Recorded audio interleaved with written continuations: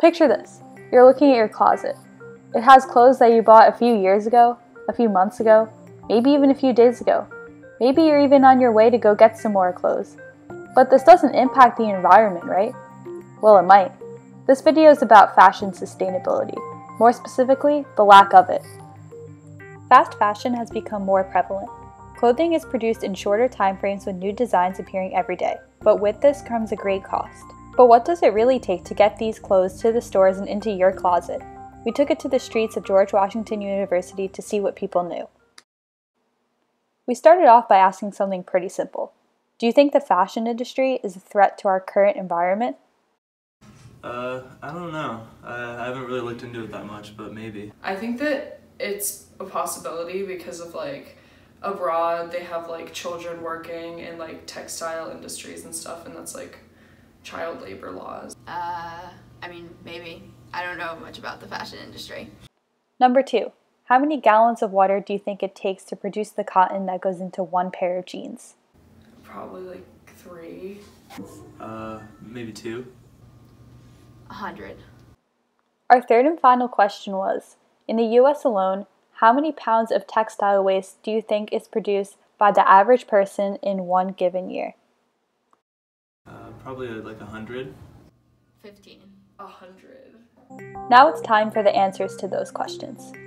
Yes, the fashion industry is a threat to our environment. In fact, many experts argue that it's the second most polluting industry in the world behind oil. And it takes not 2, not 3, but 1,800 gallons of water to produce the cotton that goes into only one pair of jeans. We also create lots of waste by the clothes that we buy. On average, each American produces 80 pounds of textile waste annually. Since none of the people we asked seemed like they knew, we decided to do some additional research and were astounded by what we found.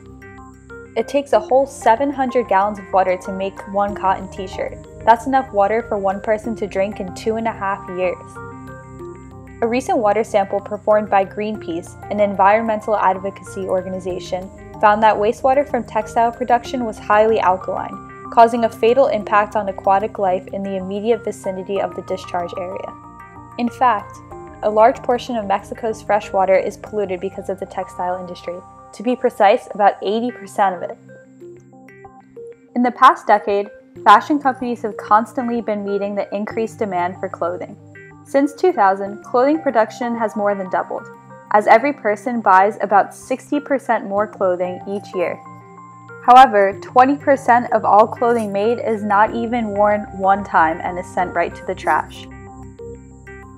85% of all clothing ends up in landfills.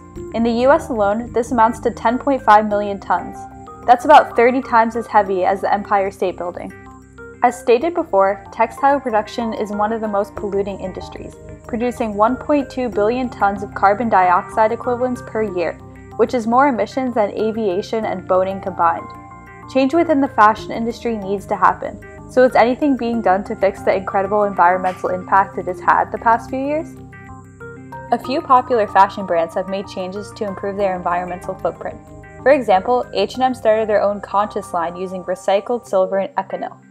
The company Mango started their Committed line and aims to have 50% of its cotton originating from sustainable sources by 2022. Zara started a new selection called Join Life that uses the most sustainable raw materials and processes that help take care of the environment. Ethica is an online retailer where customers can shop a high-style selection of ethical and sustainable labels. Overall, it's important that we create some green room for fashion companies to have a place in the economy without disrupting the environment as a cost.